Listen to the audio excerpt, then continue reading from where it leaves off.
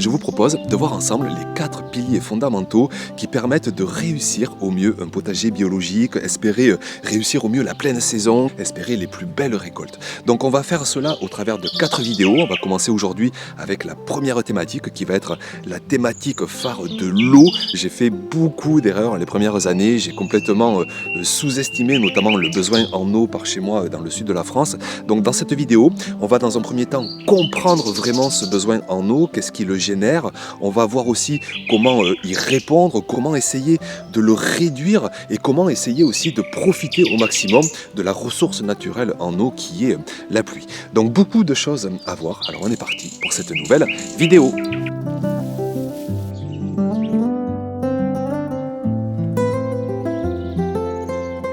Alors dans un premier temps, il est super important de comprendre pourquoi l'eau est absolument vitale au potager. Je sais qu'on entend parfois un potager sans eau, des récoltes sans eau, alors je pense qu'il est vraiment important de remettre, comme on dit, l'église au centre du village. Quand vous avez un potager, quand vous avez une plante, déjà elle est constituée à 80-90% d'eau, donc c'est déjà un premier besoin constitutionnel, mais ce n'est pas du tout ça qui génère la majorité du besoin en eau. Le premier besoin en eau, il vient de ce qu'on appelle la transpiration des plantes, exactement comme pour nous qui transpirons au quotidien pour vivre. Les plantes transpirent au quotidien pour faire circuler la sève, pour remonter de l'eau du sol et la sortir par les feuilles par transpiration. Ça permet une circulation d'énergie, ça permet de faire de la photosynthèse, ça permet de grandir, ça permet de produire des légumes, ça permet de se tenir droit. Le moindre plant de tomate pour se tenir droit à longueur de journée sous le soleil, parfois sous 30-35 degrés, il faut constamment transpirer, il faut constamment aller chercher de l'eau dans le sol et la faire ressortir par tout ce feuillage. C'est ce qu'on appelle la transpiration et ce besoin peut aller de 0 à parfois 1, 2, 3, 4, 5 litres au mètre carré. On verra ces disparités énormes selon notamment la météo. Mais plus que le besoin exprimé par les plantes, le besoin en eau vient aussi du sol. Quand on a une approche biologique, on doit avoir un sol vivant, rempli de bactéries, rempli de micros, de macro-organismes. Toute cette activité biologique demande de l'eau pour pouvoir être hébergé, pour pouvoir vivre, pour pouvoir travailler. On dit souvent qu'un sol doit contenir idéalement 25% d'eau pour faire fonctionner au mieux cette activité biologique. Le problème, c'est que avec le soleil, pour peu qu'il n'y ait pas trop de paillage, il va y avoir ce qu'on appelle l'évaporation. Et ça aussi, ça va générer un besoin en eau au quotidien. Donc un besoin en eau qui est généré d'une part par la transpiration, d'une part par l'évaporation. Et c'est ce qu'on va voir un peu plus en détail dans la suite de cette vidéo.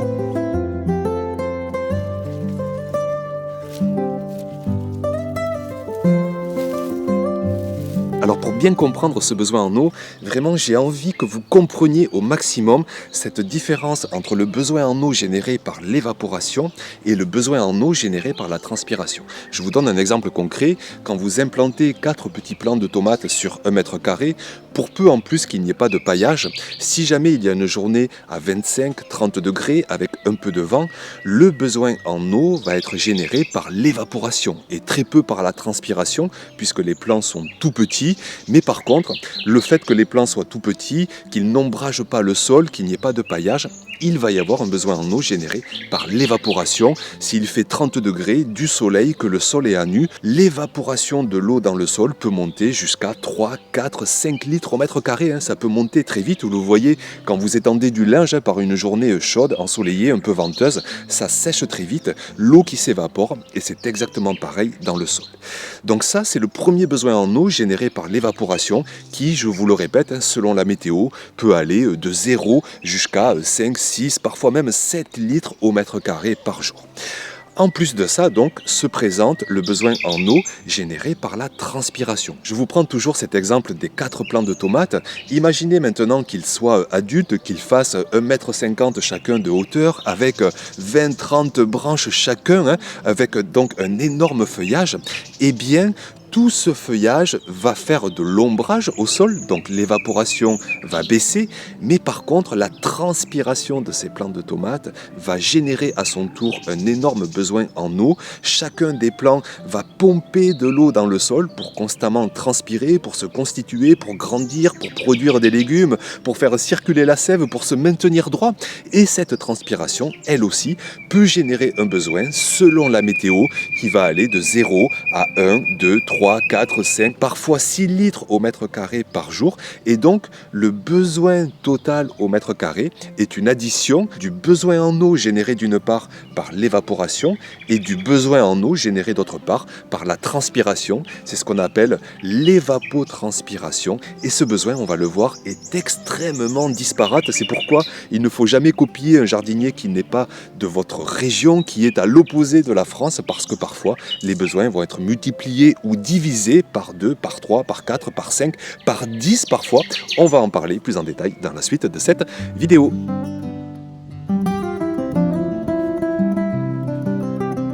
Alors, une autre notion très importante que vraiment j'aimerais vous transmettre dans cette vidéo, c'est la disparité des besoins en eau d'une région à une autre. Ça, c'est vraiment une grosse erreur que j'ai faite durant mes premières années. Je n'imaginais pas à quel point les besoins en eau dans ma région sont totalement différents des besoins en eau d'un jardinier qui va être dans le nord, qui va être dans l'ouest, qui va être en Bretagne. C'est totalement différent. Dans le sud, le soleil passe plus haut dans le ciel, le taux d'humidité est souvent un petit peu plus bas. Il y a souvent aussi un petit peu plus de vent. D'ailleurs, les pompiers appellent ça le 3 x 30 de l'enfer, c'est-à-dire des températures supérieures à 30 degrés, un taux d'humidité en dessous de 30% et un vent supérieur à 30 km/h.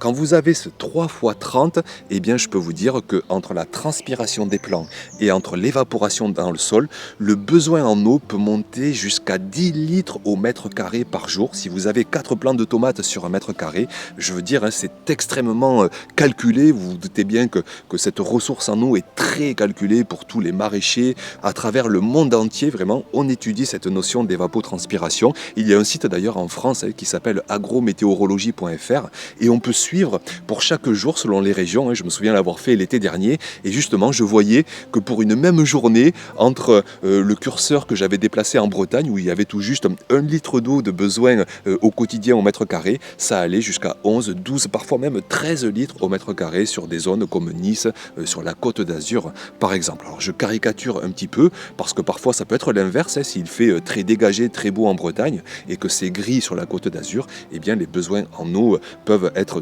totalement différents. Il ne faut pas non plus caricaturer nord et sud de la France. Donc un besoin en eau qui peut être jusqu'à 10 litres au mètre carré quand il fait 35 degrés, quand il fait du vent, quand le sol est dépaillé, quand les plants ne sont pas ombragés, quand il n'y a aucune solution, qu'on verra tout à l'heure, qui permette de minimiser ce besoin. Et ce besoin chute très vite si la météo de suite descend avec des températures autour de 20 degrés, si le taux d'humidité dans l'air est un petit peu plus élevé, si le vent est quasiment inexistant, et bien de suite ce besoin en eau chute parce que les plants ont besoin de beaucoup moins transpirer, parce que l'eau dans le sol s'évapore beaucoup moins, et plutôt que 10 litres au mètre carré, on va tomber à 5, 4, 3, 2, parfois un seul litre au mètre carré, s'il fait seulement 20 degrés, que les plants ne sont pas très développés, et bien avec un arrosoir au mètre carré, souvent vous en avez suffisamment pour la semaine parce que le besoin en eau n'a rien à voir avec des situations bien plus extrêmes où là, un arrosoir au mètre carré ne répondra aux besoins en eau que pour une journée seulement.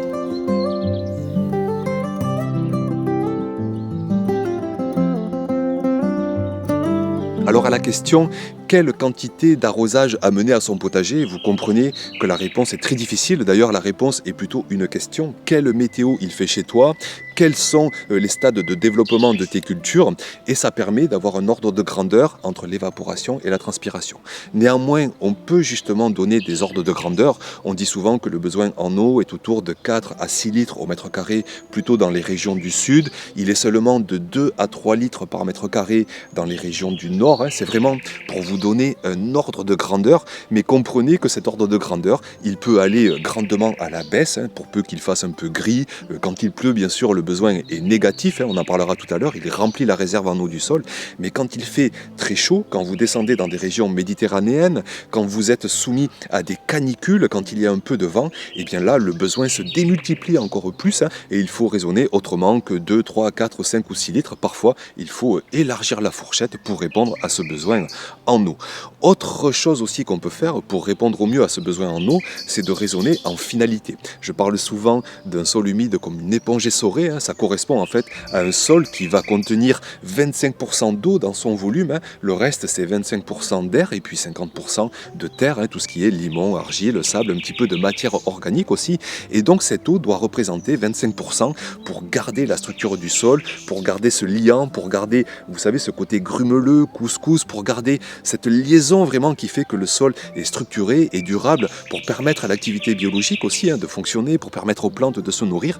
Il faut ces 25% d'eau, et pour ça donc on peut gratouiller juste le premier ou les 2 premiers centimètres, là où ça s'assèche rapidement, on va dire qu'ils ne comptent pas, ils font office quelque part de paillage si vous n'en avez pas un sur le sol, mais en dessous, sitôt qu'on gratte 2 centimètres, il faut rapidement retrouver une notion d'humidité comme une éponge essorée. Je vous rappelle que 90% des réseaux racinaires de nos cultures sont sur les 15-20 premiers centimètres de sol, donc rapidement, il faut retrouver cette notion d'éponge essorée, d'humidité comme une éponge essorée, pour espérer au mieux la meilleure productivité qu'il soit, la meilleure présence de biologie, la meilleure présence de toutes les fertilités, vous savez, physiques, biologiques, minérales, et ça passe par un substrat qui est au mieux constamment humide comme une éponge essorée.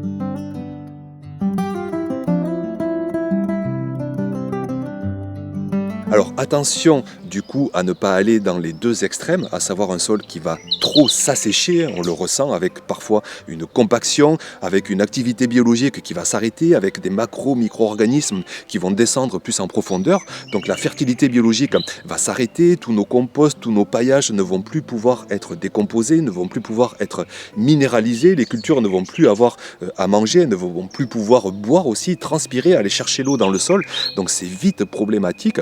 Donc éviter d'avoir un sol qui s'assèche, et puis au contraire il faut éviter l'excès d'humidité parce que sinon ça va prendre la place de l'air, ça va asphyxier les racines, les maladies risquent de rapidement arriver, on va perdre en vigueur, on va perdre en productivité. Ça se passe hélas parfois sans qu'on puisse y faire quoi que ce soit parce qu'il y a trop de pluie, et on le voit, le sol perd tout son équilibre, là cette nuance, ce compromis qu'on trouve entre l'humidité, entre l'air, et bien là c'est l'eau qui prend toute la place. D'ailleurs dans ces cas-là on dit souvent qu'il ne faut surtout pas toucher au sol, sinon on va faire des tonnes de dégâts.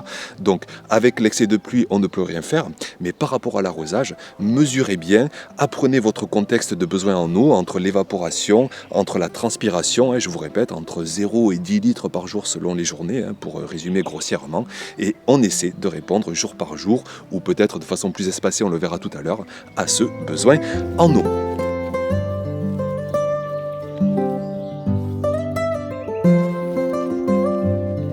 Alors maintenant que vous avez, je l'espère, bien compris cette notion de besoin en eau, il va falloir comprendre la différence avec le besoin en arrosage. Ce n'est pas parce qu'un potager exprime un besoin en eau de 10 litres lors d'une journée caniculaire qu'il va falloir forcément arroser 10 litres durant cette journée. Pourquoi ? Parce qu'il y a un facteur à prendre en compte, ça va être la réserve en eau de notre sol. Et ça c'est magique parce que cette réserve, elle va permettre de répondre aux besoins en eau, parfois sur un jour, sur 2 jours, sur une semaine, parfois des mois durant. Il y a des climats, notamment parfois selon les saisons dans le nord de la France, mais bon, ça se passe de moins en moins avec ce réchauffement climatique, mais parfois des jardiniers n'ont pas à arroser parce que quand il pleut, la réserve du sol se remplit en eau et elle permet de subvenir aux besoins des journées les plus chaudes. Mais ça, ce sont pour les cas les plus au nord, dans les régions du sud et puis de plus en plus dans les régions du centre et même aussi souvent dans les régions du nord, de l'ouest. À l'heure où je vous parle, Je sais qu'en Normandie, ça fait quelques semaines qu'il ne pleut pas et le sol en surface commence à se dessécher, donc il faut arroser. Mais pour parler de façon globale, ce qu'on peut dire, c'est que d'octobre à avril, souvent, la réserve en eau du sol permet de répondre aux besoins parce que ceux-ci sont bien plus modérés qu'en été et parce que les pluies sont plus conséquentes, donc souvent on n'a pas à arroser. Ce n'est pas pour autant qu'il faut parler d'un potager sans eau, on parle juste d'un potager sans arrosage parce que les journées ensoleillées, eh bien, le sol répond à ce besoin en eau. Mais ensuite, ce qui se passe à partir d'avril, mai jusqu'en septembre, octobre, plus encore pour toutes les régions du sud, le besoin en eau devient supérieur aux ressources naturelles via la pluie. La réserve du sol va finir par rapidement se vider et c'est là que les besoins d'arrosage vont rentrer en jeu. Je vous prends un exemple typique sur le pourtour méditerranéen. Imaginez un potager qui va consommer 4, 5, 6 litres d'eau par jour en pleine saison avec des cultures qui sont en pleine croissance, en pleine végétation.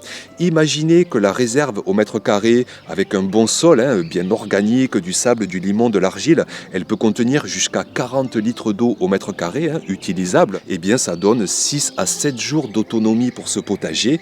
Et ensuite, le sol va dangereusement s'assécher, la réserve en eau du sol va s'épuiser et on va rentrer dans de grosses problématiques, dans de gros dangers pour nos cultures. Donc, comprenez qu'avec cette réserve en eau du sol, le jardinier peut bénéficier d'une citerne, d'une cuve de récupération. Moi, je dis souvent que le sol est la meilleure cuve de récupération qu'il soit, bien plus que ces cuves qu'on met sous les gouttières, bien plus que des zoyas que je vois parfois. Votre sol est la meilleure source de citerne en eau. S'il est trop sableux, on va essayer d'y ajouter des composts, de la matière organique. S'il est trop argileux, pareil, on va l'alléger avec de la matière organique pour faire monter cette capacité de réserve en eau jusqu'à 30-40 litres au mètre carré, ce qui fait que sitôt qu'il pleut, l'eau va être captée et sitôt qu'on arrose, ce sol éponge va bien faire pénétrer l'eau et on va pouvoir ainsi répondre à des journées ensoleillées. Donc tout ça pour dire que selon votre région, selon votre pluviométrie, le besoin en arrosage peut parfois être totalement différent du besoin en eau parce que vous avez des pluies passagères, parce que vous avez un sol qui va stocker ces pluies et les restituer par la suite à vos plantes. Mais parfois, le besoin en eau va être presque similaire au besoin en arrosage. S'il ne pleut jamais, eh bien, la réserve ne va jamais se remplir, la réserve en eau du sol. Et quand le besoin en eau va être de 100 litres sur le mois, il faudra arroser 100 litres au mètre carré sur le mois. Donc c'est à vous, encore une fois, de contextualiser, surtout de ne pas copier un jardinier, par exemple, comme moi. Si ça se trouve, chez vous, le besoin en eau est 5 fois inférieur parce qu'il a plu, parce que vous avez eu des journées grises, parce que vous avez un taux d'humidité qui est plus élevé, parce qu'il a fait moins de vent et la transpiration et l'évaporation n'ont absolument rien à voir avec un contexte comme le mien.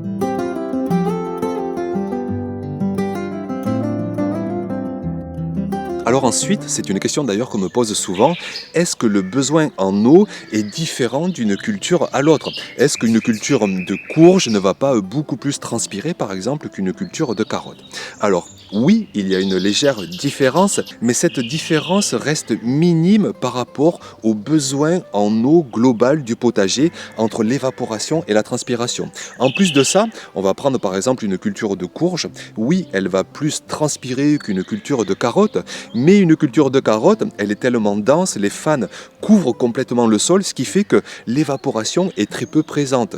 Donc au final, entre une culture et une autre, les besoins restent assez similaires et je répète, ce qui génère avant tout le besoin en eau, c'est la météo. Là, vous allez avoir une différence énorme d'un jour à l'autre. Vous pouvez passer de 0 à 10 litres au mètre carré, mais sur une même journée, qu'il y ait une culture de carotte ou une culture de tomate ou une culture de concombre, on restera dans les mêmes ordres de grandeur. Moi, c'est pourquoi ici, quand j'arrose partout de la même façon. Et puis, il y a aussi, vous savez, cette réserve du sol qui fait tampon, qui pourra se remplir un peu plus ou un peu moins selon qu'on arrose partout de la même façon. Mais je pense qu'il n'est pas forcément utile d'aller arroser de façon différente une culture avec une autre. Là aussi, je répète tout simplement cette finalité d'essayer de maintenir son sol humide, quelle que soit la culture que vous avez au potager.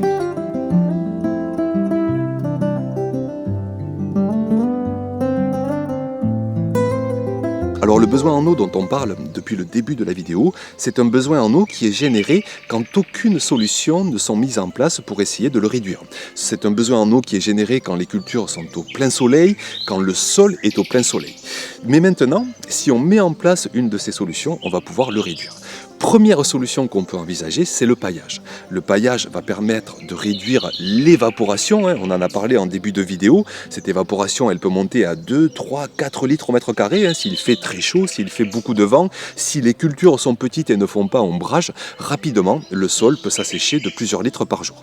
Et si vous mettez un paillage en place, eh bien, de suite, vous réduisez ce besoin de 2, 3, 4 litres, ce qui fait que vous aurez évidemment bien moins à arroser. Après, attention avec ce paillage parce qu'il se passe deux choses dont il faut prendre conscience. Déjà, il ne va pas baisser le besoin en eau généré par la transpiration puisque le feuillage est au-dessus du paillage et cette transpiration, on l'a vu dans cette vidéo, elle peut générer plusieurs litres de besoin par jour. Ne faites pas l'erreur que j'ai pu faire les premières années à penser qu'un paillage allait m'éliminer le besoin en eau. Non, il le réduit mais il ne va pas du tout l'éliminer. Ça peut être parfois quand même plusieurs litres par jour et c'est pourquoi souvent dans les régions les plus au sud notamment, sous un paillage, le sol finit quand même par s'assécher. Autre chose aussi, si vous mettez un paillage très épais, j'avais fait une expérience il y a quelques années, il va absorber la pluie quand elle tombe, elle ne va pas pénétrer entièrement dans le sol et cette humidité dans le paillage va s'assécher rapidement, sitôt qu'il va faire soleil, sitôt qu'il va faire un peu de vent, ce qui fait que le paillage peut parfois aussi jouer un contre-effet à absorber l'eau de pluie et du coup à augmenter potentiellement les quantités d'arrosage. Néanmoins, sitôt qu'il y a une bonne grosse pluie, on va dire de 30 litres au mètre carré, les 3-4 premiers litres, c'est vrai, vont humidifier le paillage, mais ensuite tout va passer au travers et va être bien préservé sous ce paillage. Donc au final, bien souvent, un paillage est fortement utile, va préserver l'humidité d'un sol bien humide. Donc voilà pour le paillage. Moi, c'est pourquoi ici, j'en mets constamment sur la saison estivale, 3-4 cm pour laisser passer des pluies potentielles qui vont pouvoir passer à travers, pour laisser passer aussi parfois des arrosages que je fais parfois par aspersion. On verra tout à l'heure, j'en reparlerai, je le fais essentiellement par goutte à goutte, mais parfois je fais aussi un peu d'aspersion pour recréer la pluie et ça permet que l'eau passe donc à travers le paillage. Deuxième solution, et cette fois-ci on va jouer sur le besoin de transpiration, ça va être d'apporter un petit peu d'ombrage. Alors attention, parce que la lumière est essentielle, c'est une clé de fertilité, on le verra dans une prochaine vidéo, donc il ne faut pas totalement ombrager son potager, surtout sur par exemple des régions du nord où le soleil est moins vertical, est moins violent, et moins lumineux, mais sur des régions plus au sud, moi je sais qu'ici en été je mets souvent en place des canisses, des filets qui ombragent à 30, 40, 50% et je peux vous dire que les cultures sont bien plus vigoureuses sous ces ombrages parce que la température est beaucoup plus agréable, 20, 25, 28 degrés plutôt que 35, 40 degrés, parce que le taux d'humidité reste plus élevé, parce que le besoin en eau est moins conséquent, donc les quelques arrosages répondent pleinement aux besoins en eau de la culture et elles sont bien plus vigoureuses, bien plus productives. Donc un ombrage, oui, mais là aussi à contextualiser selon vos régions, selon la météo qui est annoncée. C'est bien aussi d'avoir des ombrages, vous savez, modulables, que ce soit des parasols qu'on va ouvrir ou des filets qu'on va pouvoir mettre, enlever, des canisses qu'on va pouvoir mettre, enlever, parce que s'ils annoncent 15 jours de gris, et bien là, si jamais on a un ombrage végétal, par exemple un gros arbre qu'on ne peut pas enlever, le potager va vite manquer de chaleur, va vite manquer de lumière. Donc ombrage à envisager selon les contextes. Et enfin, une dernière solution, cette fois-ci vraiment pour jouer sur le besoin en arrosage, pour capter au maximum la moindre goutte de pluie, ça va être le sol tout simplement. Essayez de développer un sol éponge, on va faire une vidéo dédiée à ce sujet. Amendez votre sol de compost, paillez-le avec des paillages qui vont finir par se décomposer, par vraiment faire un effet éponge dans votre sol organique et la citerne de votre sol, plutôt que d'être juste de 10-15 litres au mètre carré, si vous avez un sol sableux, et bien avec un sol organique, on peut monter à 30, 40, 50, 60. On voit même des sols avec une capacité de 80 litres au mètre carré de réserve en eau. Donc s'il y a des gros orages, s'il y a une grosse pluie, tout va être stocké et va pouvoir répondre à de nombreuses journées ensoleillées plutôt que d'arroser. C'est la réserve en eau du sol qui va répondre aux besoins en eau.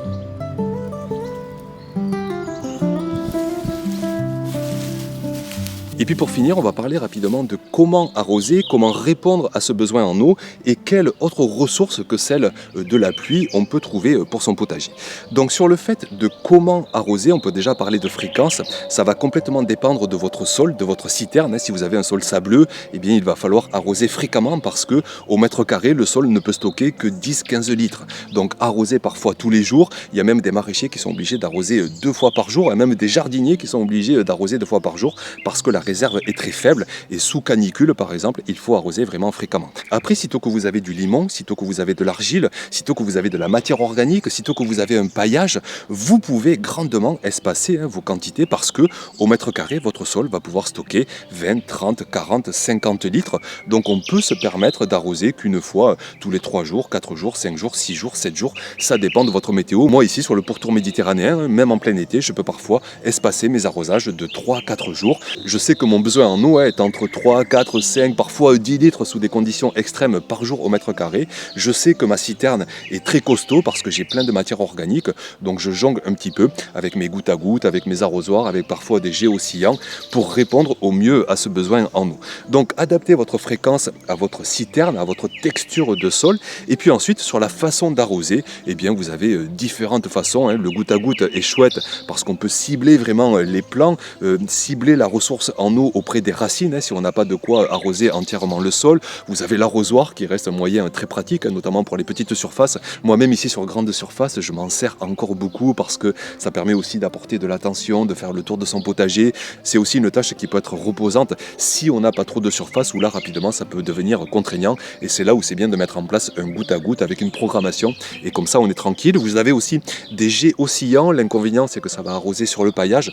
Alors c'est bien parce que ça les humidifie, ça les rend plus faciles à digérer par l'activité biologique, mais ça génère plus d'évaporation. Une grosse partie de l'arrosage va être évaporée et on va perdre vraiment en efficacité de cibler directement les racines. Donc moi ici je fais un cumul de goutte à goutte, parfois d'arrosoir, parfois d'aspersion. Vous avez aussi le tuyau d'arrosage en faisant attention de ne pas couper des plants en le tirant à travers le potager. Mais vraiment plusieurs techniques permettent de répondre au mieux aux besoins en eau du potager. Et puis enfin, pour finir, je voudrais rappeler que en plus de la pluie, bien sûr, il faut essayer d'avoir accès au mieux à la ressource en eau pour son potager, que ce soit en récupérant de l'eau de pluie, mais vraiment, je vous répète, avant d'installer quelconque cuve, développer au maximum l'effet éponge de votre sol. Vous pouvez essayer d'avoir une source. Je pense à Damien de Cars qui a déménagé de sa région du sud pour aller chercher un terrain avec une source. Ça peut être un forage, ça peut être un puits, ça peut être tout simplement l'eau du réseau. C'est vrai que ce n'est pas la meilleure parce qu'elle n'a pas l'énergie de l'eau de pluie, elle n'a pas l'acidité de l'eau de pluie, elle est un petit peu chlorée, elle est un petit peu traitée pour être la plus consommable possible. Donc c'est vrai que ce n'est pas la plus idéale, mais elle peut dépanner pour des petits potagers, pour des jardiniers qui pratiquent de façon amateur. C'est vrai que c'est un coût parfois à 3, 4, 5 euros les 1000 litres, mais avec 1000 litres, vous vous rendez compte qu'on peut déjà répondre à bien des mètres carrés, à bien des journées de besoin en eau, et au final l'addition n'est pas extrêmement élevée, sauf si bien sûr vous êtes dans une région très gourmande en eau, que vous avez un très grand potager. Dans ce cas-là, il faut essayer de trouver une autre ressource en eau que celle du réseau. Donc voilà tout ce que je souhaitais partager avec vous dans cette vidéo. J'espère que je vous aurai transmis l'importance de ce besoin en eau, la disparité de ces besoins en eau. Si vous voulez plus d'approfondissement encore, vous avez un énorme chapitre dans mon tout dernier livre, Mes premiers pas au potager, 15 années d'expérience, et je vous raconte notamment ces 15 années à essayer de comprendre au mieux cette thématique de l'eau, à essayer d'y répondre au mieux. Vous trouvez ça donc dans mon bouquin que je vous mets à l'écran. Je vous remercie pour votre attention. On se retrouve rapidement pour continuer la série, voir les autres thématiques, et puis aussi pour revenir au cœur du potager et vivre ensemble cette nouvelle saison. Merci pour votre attention, et puis à très bientôt donc pour une prochaine vidéo. Ciao!